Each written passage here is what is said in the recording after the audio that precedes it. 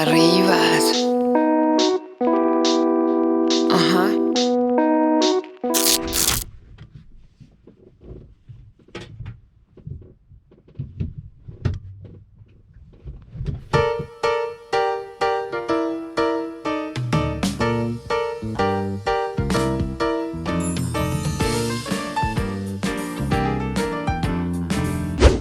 A pasta di... Cavolo, là, rilevamento! È da un'ora che sono con la GoPro in mano. Ho cliccato per registrare e ho interrotto il discorso. Comunque, buonasera Italia, abbiamo Mario a cena. Aspetta! Ma cioè mi sono No, curato. sì, pettenate per gli Sprisley un fia... Sì, no, te sta bene, te sta bene, te sta bene, te sta pulito. Stai bene, Sì, pulito. deluso. Buonasera Italia. E a proposito, ho visto uno uguale in giro. Cos'è che ti chiami? Sì, ma no, che ne tanti. Ma non sei così buona però, non si faceva avvicinare. Infatti io ho detto, conosco il cadavere di Amy. Come stai a proposito? Da Dio però può mangiare solo determinate scatolette, carne pura e non grassa e... Aspetta, non ci credo, ti No. finire a fare i video di a cacca. Quai? Con quest'altra macchina che si sfogava. Allora Mario... voglio i diritti qua, Allora Mario insiste a dire per il diaframma, in quanto io all'inizio utilizzavo la Sony con il diaframma in automatico. Lei lo buttava 1,4, 1,6 e quindi vedevi messo a fuoco solo una piccola parte, il resto tutto il bouquet si chiama, no? Tutto sfocato lo sfondo.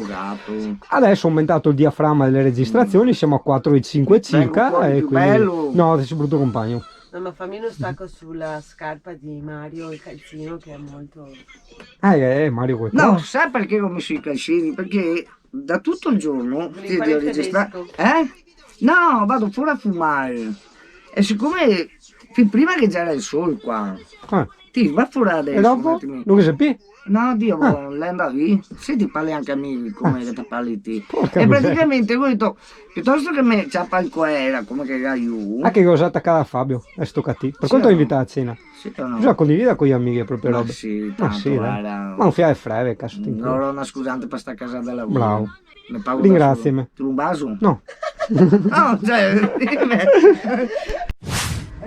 Italia, eccoci. Ho messo rincoglionio io. No, con quei sintomi dell'influenza dentro il camper del Marietto. Il camper nuovo del Marietto, ti ricordi? Che sì, ma non sta a fare vedere casino perché ho ribaltato tutto. Allora, vedi quello, non guardare quello. Dopo cos'è che non devono guardare? Quello non devi guardare. Quello, perché sennò dopo lui dice ma pensano che vedi Pikachu eccetera. No, uno... Pikachu è storico, anche su stile libero. Quindi possono vederlo quello. Sì, ok. Altro da non vedere? Quindi non guardate Mario, ok? E non guardare dove che ho la cassaforte perché ho la tirare fuori il portafoglio. Ok, perfetto. No dai, adesso spendo.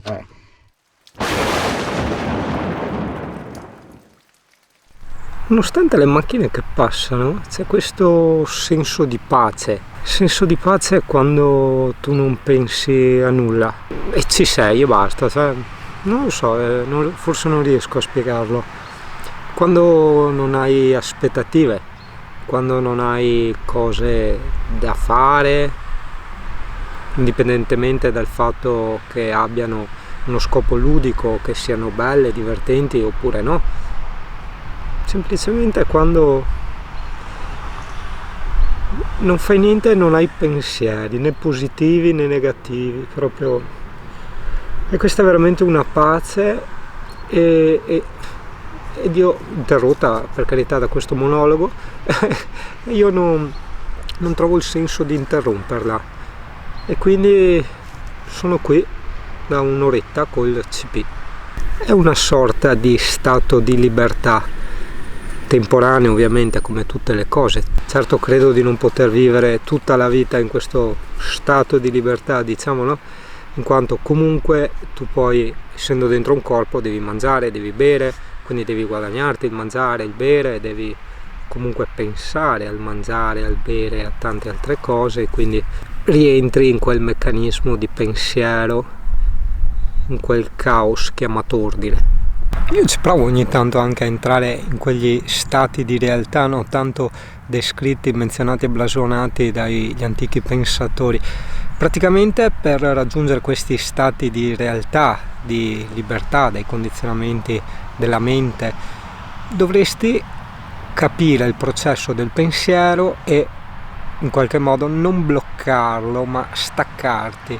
Infatti, se tu noti, anche quando ad esempio guardi quest'albero qui che abbiamo davanti, la mente è sempre aggrappata a te, ossia i tuoi processi cognitivi fanno sì che tu dica quello è un albero, è verde, è bello, è brutto, in base ai ricordi del tuo passato, in base alle tue culture, perché anche il gusto sostanzialmente è cultura. Ma ci sono momenti che ho assaporato per qualche millesimo di secondo in passato in cui non esisteva l'albero, non esistevano i fiori, non esisteva niente, non esisteva l'osservatore, non esisteva l'oggetto osservato, e c'era questa cosa strana in cui una specie di percezione onirica, no, della realtà che ti circonda, in cui al momento, quando lo vivevi, non potevi neanche dire c'erano dei colori, delle forme, era tutto così, tu eri in questa sorta di trip, non esisteva neanche il corpo, no?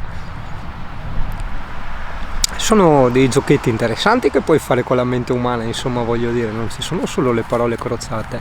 Sì, CP, c'è anche la CP Dance, sì, lo so, ne sono pienamente consapevole della CP Dance. È una roba importante la CP Dance, voglio dire. Io credo siano queste le pause di cui abbiamo bisogno. Io faccio sempre l'esempio un po' come quando vai in palestra, no? Ti fai le serie, no? Quindi tiri il muscolo, sei concentrato, eccetera, però dopo, per poter avere l'energia o comunque recuperare lo sforzo, tu cosa fai? Molli le braccia, cioè le lasci cadere giù e stai fermo, non fai niente sostanzialmente, no? E quindi anche a livello mentale, perché in fondo il cervello è un organo, insomma, in qualche modo, no? E quindi fermarlo ogni tanto, non far nulla, non è forse questa la vera ricarica di cui ogni tanto, insomma, abbiamo bisogno, no? Perché noi pensiamo sempre tipo anche alle vacanze, no? Però quando sei in vacanza cosa succede, no? Devo andare a vedere questo, devo far quello, cioè per quanto possano essere piacevoli, tu ti circondi comunque di impegni, no? È tipico anche di Singano, insomma, che quando è andato a Tenerife ha fatto dalle 7 di mattina fino alle 5 di notte a visitare l'isola, voglio dire, quindi corri di qua, fai di là, però non ti lascia quella pausa, quel silenzio per apprezzare e ricaricarti. Queste ricariche, diciamo, riesco a ottenerle quando sto da solo, quando tu sai che a me piace andare a eremitare, no? Star da solo. Quando io sto da solo non ho impegni, non ho orari, non ho pranzo, non ho cena, scorre tutto come deve scorrere. Idem anche il pranzo e la cena, cioè sento della fame, mangio quello di cui ho bisogno, a volte neanche non cucino, posso mangiarmi dei pistacchi, delle noci. Un altro esempio calzante, io adesso tipo sono in un parchetto, sento magari dei rumori di là, può esserci la fioretta alla finestra che ascolta i miei discorsi, no? E quindi sorge questa specie di paura, di vergogna in qualche modo, no? Che è stata ereditata, prova a ragionarci, dalla società, perché effettivamente a me cosa me ne può fregare di meno se uno viene a ascoltare i miei discorsi, non sto dicendo nulla di sbagliato, nulla di dannoso, insomma, però è così. E quindi è quando io proprio vado a eremitare in questi boschi, in montagna, eccetera, che io mi sento me stesso, libero di pensare, anche parlare a voce alta e fare tutto quello che voglio, che per tutto quello che voglio non significa necessariamente un'anarchia assoluta alle regole, ossia fare il contrario di tutto ciò al quale noi siamo abituati, ma significa seguire realmente, senza condizionamenti positivi né negativi, le tue necessità.